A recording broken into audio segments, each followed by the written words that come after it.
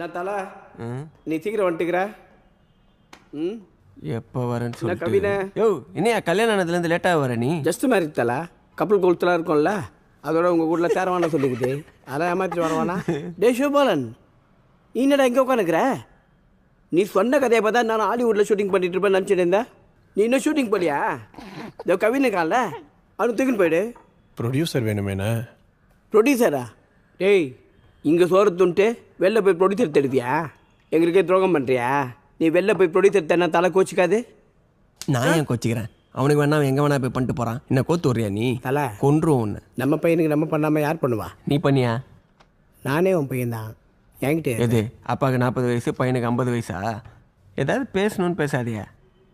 டேய், அந்த look matter சொல்லியா? தலை, ஒரு லுக் மேட்டர் சொன்னான், பயங்கரமாக இருக்கும். இல்லை அது என்ன லுக்குன்னு தெரியுமா?